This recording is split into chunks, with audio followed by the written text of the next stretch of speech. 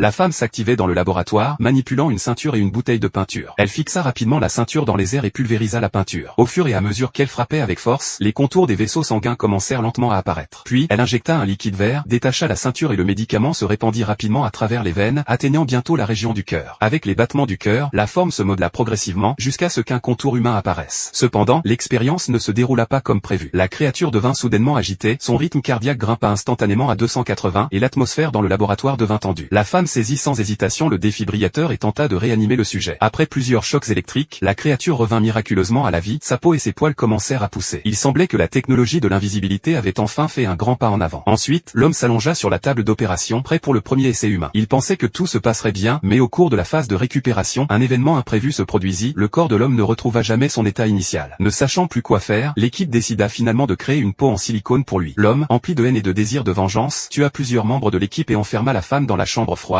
décidé à la laisser y mourir. Cependant, la femme ne se laissa pas abattre. Elle ramassa une clé à molette tombée par terre et trouva rapidement un moyen de s'échapper. Elle força un levier en fer, enroula des fils électriques autour de celui-ci, puis débrancha une prise d'un autocuiseur, y connecta les fils et utilisa un morceau de métal pour fabriquer un électroaimant. Elle appliqua l'électroaimant sur la porte en acier et tira de toutes ses forces. Rapidement, le verrou commença à céder et la porte s'ouvrit enfin sous sa pression. Après 2 ans et demi d'efforts, la femme réussit à s'échapper de la chambre froide. Mais elle ne s'attendait pas à ce que l'homme ait installé une bombe à retardement dans le laboratoire et ait détruit le système de contrôle, prêt à tout faire sauter. Lorsque l'homme se prépara à partir, la femme le poursuivit, armée d'un extincteur, et, sans hésitation, projeta des flammes à plusieurs milliers de degrés, empêchant l'homme de fuir. Elle augmenta la puissance de ces flammes, forçant l'homme à se retrouver dans une impasse. L'homme se déshabilla, prêt à se servir de son invisibilité pour s'échapper. Voyant cela, la femme activa les sprinklers du plafond, et un jet d'eau révéla instantanément la position de l'homme. Alors qu'elle se préparait à contre-attaquer, l'homme lança une attaque par derrière, la situation devenant rapidement critique. À ce moment crucial, Jack arriva à la rescousse, assommant l'homme et l'immobilisant au sol. Ensemble, ils gravirent rapidement la cage d'escalier. Pendant ce temps, la bombe dans le laboratoire entrait en phase de décompte. Finalement, à la dernière seconde, la bombe explosa, engloutissant l'homme dans l'explosion. La femme et Jack réussirent à s'échapper à temps, échappant de justesse à la mort.